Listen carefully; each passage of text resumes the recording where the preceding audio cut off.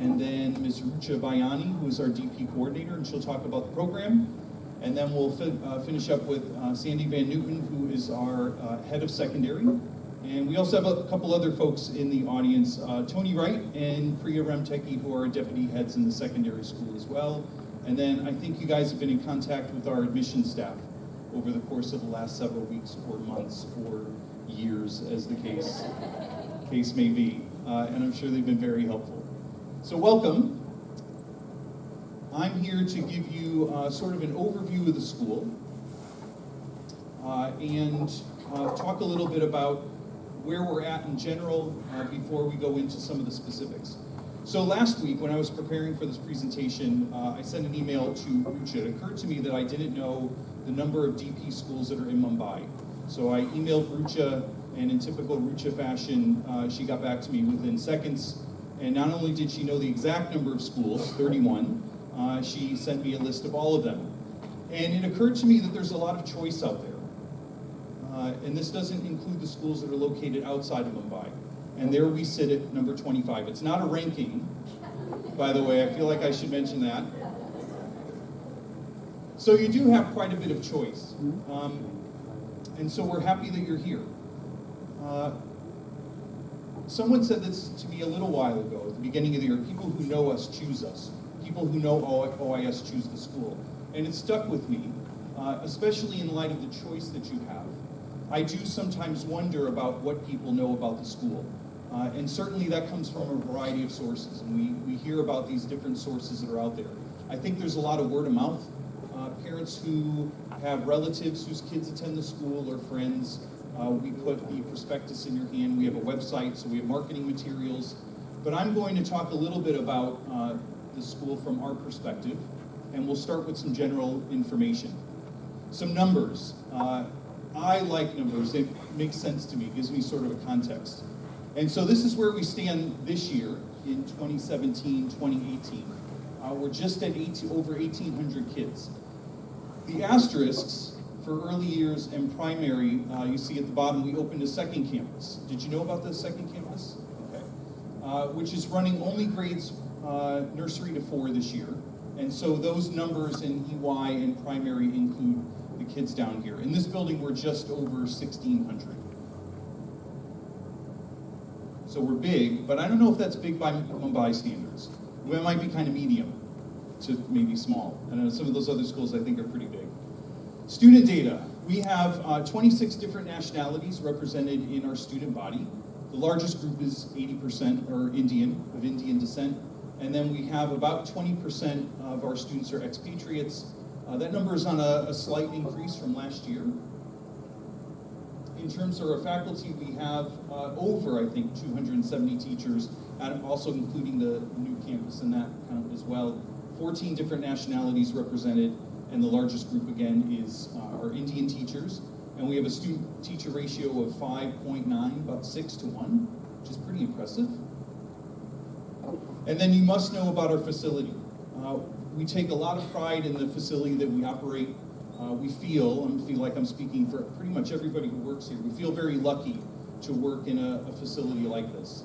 Yes, it's modern and it's purpose-built. It's about 10 years old. For me, most importantly, it's well-maintained. And I think that's important because while the facility, a good facility doesn't mean that you run a good school, there are a lot of other factors. The fact that we put so much energy into maintaining it means that we take what we do seriously. And we believe that kids here deserve the best, and we try to give it to them. This, I'm told, is unusual for Mumbai. We have quite a piece of land out back that we use as our athletic field, and we run a variety of activities on it. So we do like to show photos of it, especially when it's all green before it turns. We have in the secondary school a very well-resourced secondary library, and that includes print resources as well as online research databases, which is pretty crucial nowadays. We have a 25-meter competition level pool, and you see that green space of the RE in the background, pretty nice. And I hope you're enjoying our 400-seat auditorium. And finally, just across the way, we have a multi-purpose hall that we use, again, for a variety of activities. Our PE and health classes, our extracurricular activities, and our athletics program. But it's not just the facility. There are a lot of other things that come into play. We think we run a pretty good school. When I was thinking about how to organize this, I realized that there are some external indicators that sort of point us in the right direction in terms of understanding the quality of the program that we run, as well as some internal indicators. The first one I'll start off with is external. This is our website. I apologize, it's a little washed out. That's Neil McWilliam. He's traveling, otherwise you'd be hearing from him. He would have started on time. So this is the homepage of our website, and there's something at the bottom there that's hard to pick out, so I highlighted it among those logos that we have. And one of the external indicators that we think is very important for parents to understand is that we are a fully accredited school. And when I say fully accredited, we carry the accreditation of two accrediting bodies. One is the Council of International Schools, or CIS, and that's based in the Netherlands. And then the other one is the New England Association of Schools and Colleges, and that one is based in the US. So what does it mean to be fully accredited? Because I'm not quite sure, if you're not in the education business, it's a little tricky understanding why this is such a big deal. There are the logos again. What it means is that when a school applies to become accredited, we go through this really exhaustive process with these agencies. There are a couple steps to it, but the ones that you need to know about is that over the course of a full year, we spend lots of time assembling a report that eventually runs into the several hundred pages. And each of these bodies has a set of standards that they publish, and so our report essentially proves that we adhere or we follow the standards that these bodies lay out. And we have to do everything. We have to not only write the report, we have to meet with lots of different groups. Parents, students, we have to meet with the board.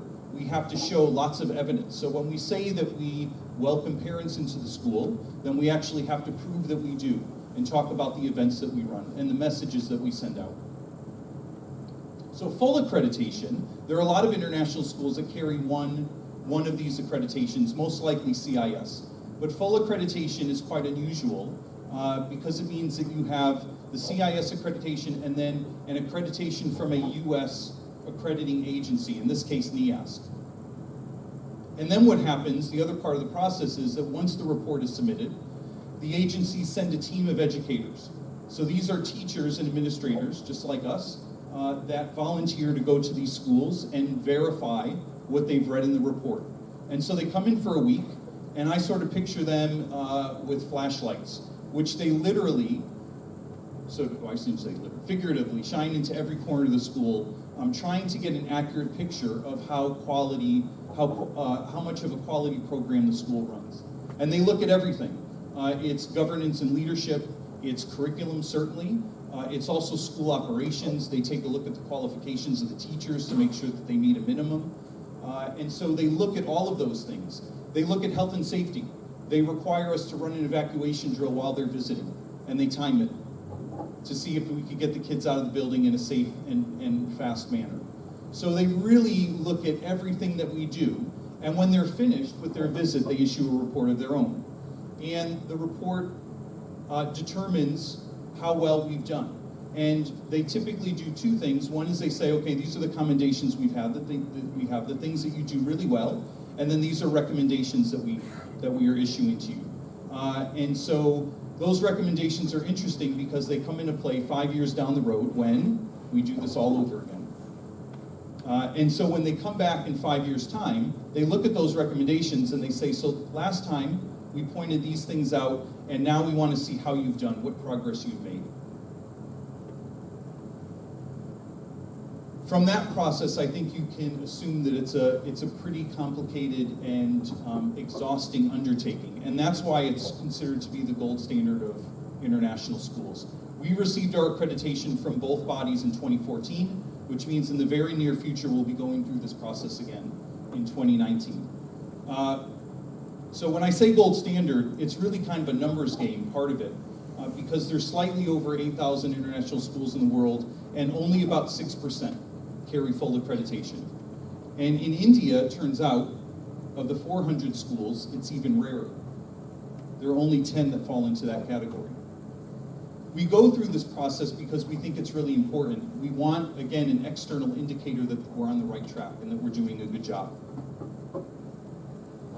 If it's so difficult and takes up so much time, then why do we do it? Well, there's a couple reasons. One is that it allows us to hold ourselves up to an international standard. It's a lot of work, and it means that we require the participation of lots of different people, all the people that make up the school community. It also commits us to continuous improvement. We know that 5 years down the road, we're going to have to do it again. We can't rest on our laurels. And that's important. In 10 years' time, we've been committed to continuous improvement year on year.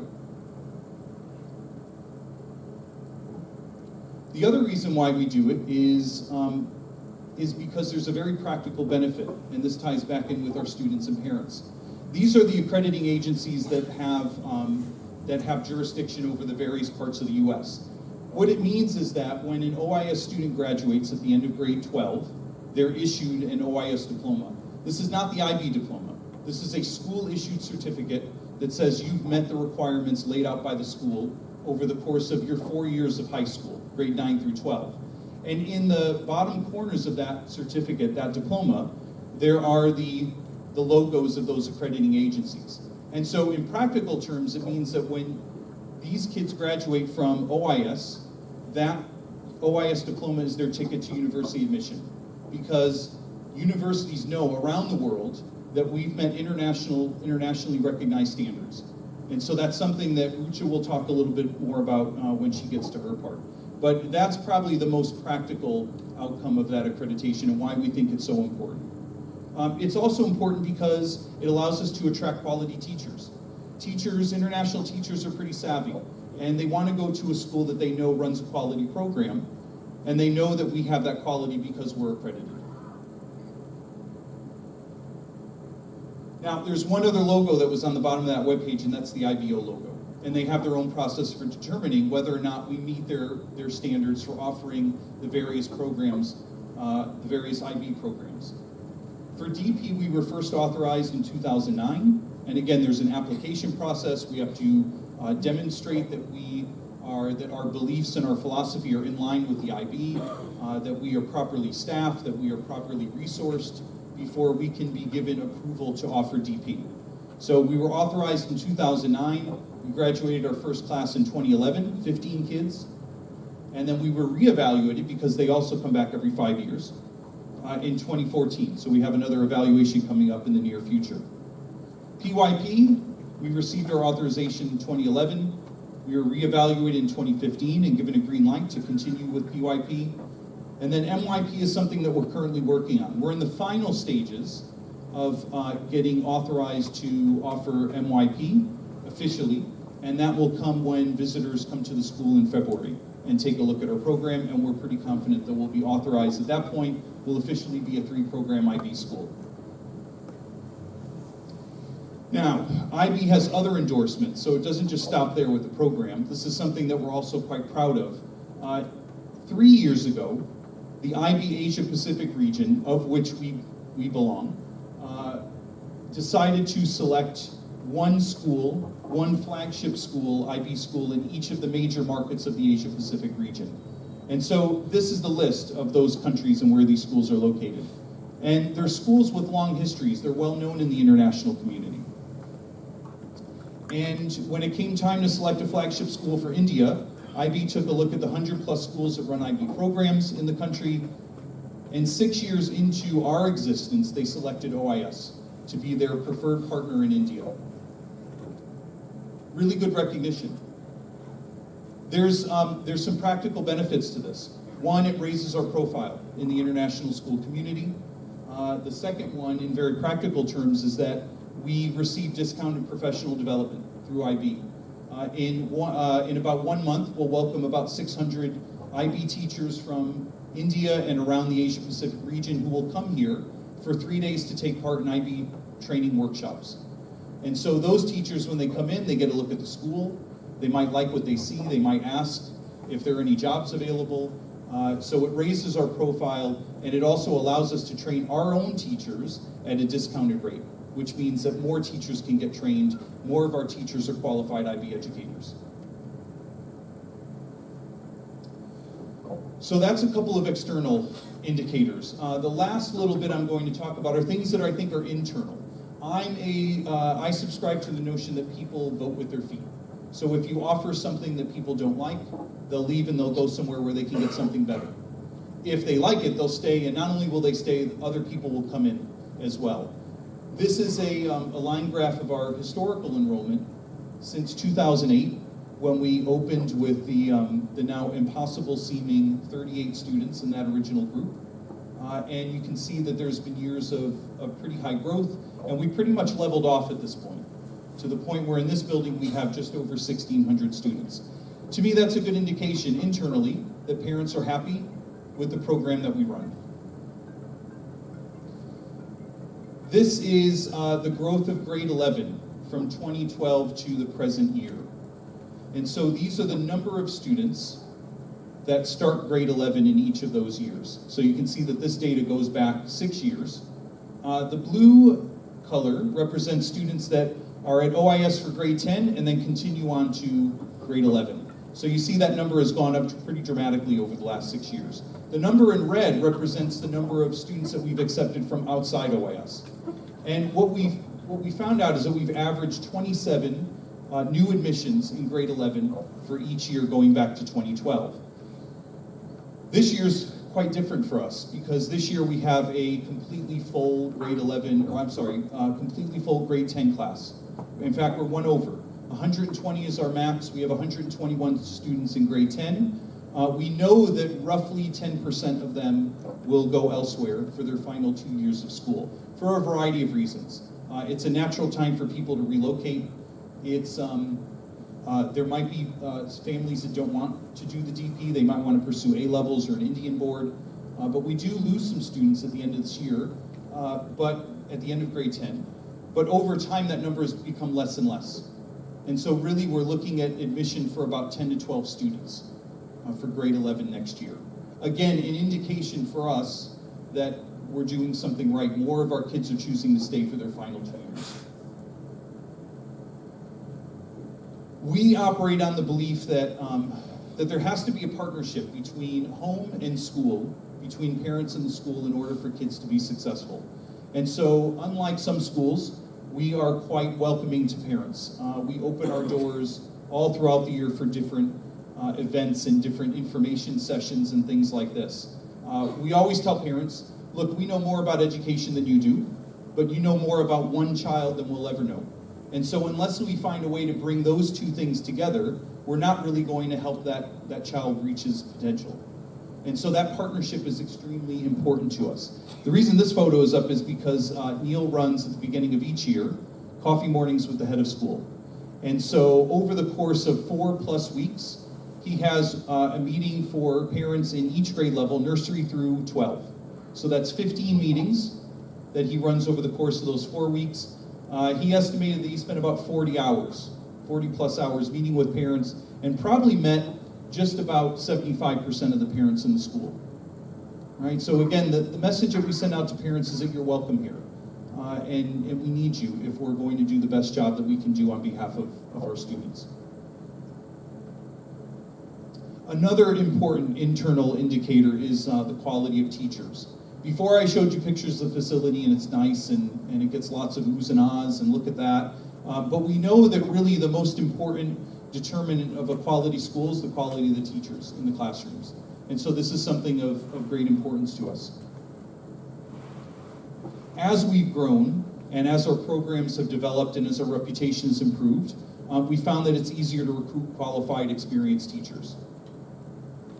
They come and find us, where I think before, we spent most of our time trying to find them. Not only that, but we've gained a reputation for investing in teachers' professional development. For expatriate teachers, I'll be honest, India continues to be a bit of a hard sell. For local teachers, though, I think that we've seen increasingly that OIS is a name that teachers want on their resume, because they recognize that it's a quality school. And they know that if they come here, we're going to invest in their professional learning and their professional development. And then this is it for me. The last internal indicator is just an anecdote I have to share from the class of 2017. These guys graduated last May. And before graduation, a couple days before, Neil sat down and talked with the grade 12s, and we did an exit survey and asked them what their experience has been at the school. Mind you, some of them have been here since the very early days, some of them joined in grade 11. So you get a variety of responses, a variety of experiences as well. One of the questions, one of the most interesting questions he asked is, if you had children of your own, or when you have children of your own, would you send them to OIS? Now, of course, we had to wait for people to kind of tune back in, because when you ask an 18-year-old to imagine a future where they have kids, it takes a little while to bring them back down to earth. But the resounding response from the kids was that, yeah, we've had a wonderful experience here. We see that this is a place that, in that future, where we have kids, this would be a place where we'd be happy to have them come. Okay? And so at this point, I'm going to segue over to Tiffany, who's going to talk about university counseling. Good morning. Welcome. Glad you're here. It's kind of funny to be part of this, because I usually talk to students that are already our kids, and so when I got invited to be part of this presentation, at first I wasn't really sure why I would be part of this presentation, but they quickly convinced me that you want to know the university counseling part, because that's a big part of what your next 2 years are going to be. So if you could get to meet some of us, maybe that would help you understand what it would be like to work with us. So university counseling, we have 3 counselors, of which I'm one. I've been here, this is my 3rd year here in India. We split the kids up alphabetically based on first name. I don't know why. It's very strange. So if you have kids with different names,